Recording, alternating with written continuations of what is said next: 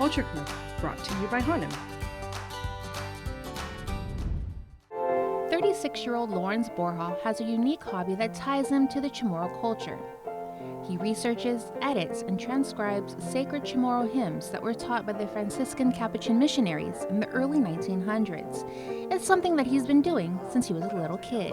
I remember being at my grandmother's house in Sinahanya, and she had a little songbook. It was called La Blancanta, and in that songbook it had the words for all of the songs that we would sing at Mass. For Borja, he was very interested in music and had started to pick up the keyboard.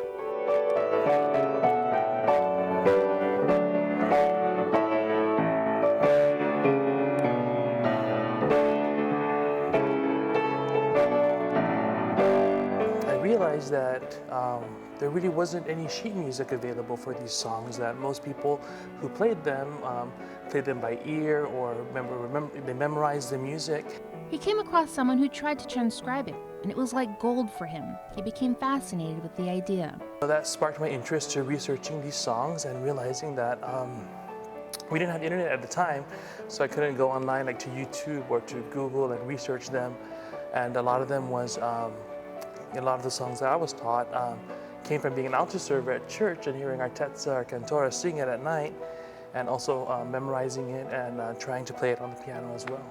The Chalampago resident says he was only 7 years old when he discovered that little novena book, and he was just 12 years old when he started playing piano for Mass. But it was while he was a middle school student at St. Francis that he would get much needed help for the hobby he loved. So we had a computer at home, and my dad got me a software program. And it was a program where you can put music into the program, and it'll print out professionally the chords, the notes, the words, and so that got me interested into transcribing. Borja has never had any formal music training and is self-taught, but credits a lot of what he learned to his music teacher while at St. Francis. As his interest in transcribing continued to grow, Borja came across something while surfing YouTube. There was this song playing, and it was a Spanish hymn from Spain, and I realized that it had the same melody as one of the songs that we sing in Mass.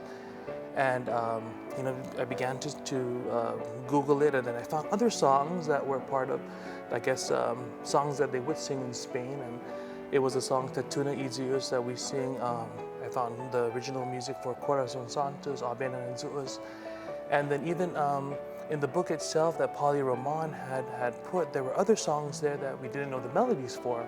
He then made it his mission to find the original music for many of the hymns.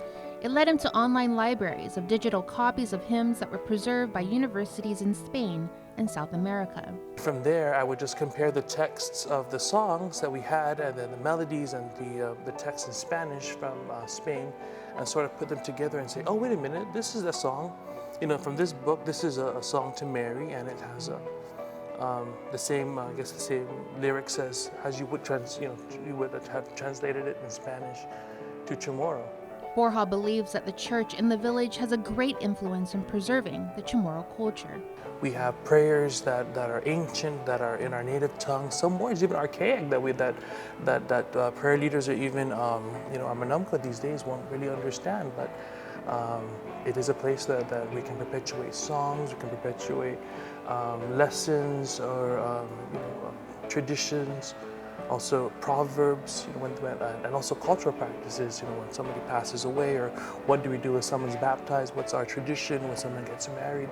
So the village churches, have that not really a responsibility, but they have that great mission to preserve and protect. The culture of our people. He has made the roughly 200 hymns and songs that have been compiled, translated, and edited accessible for people all over the world. You can visit kamalin.weebly.com. The reason why I've done this is because much of the help that I received came from online resources, and also, I believe that prayer is at the center of this. I call it a ministry, not so much a mission. In the end, it's almost the joy you get when you finish a crossword puzzle. You solved another mystery on your own, and I'm grateful that the Lord has given me that blessing and has charged me with that mission. Culture Club, brought to you by Hanom.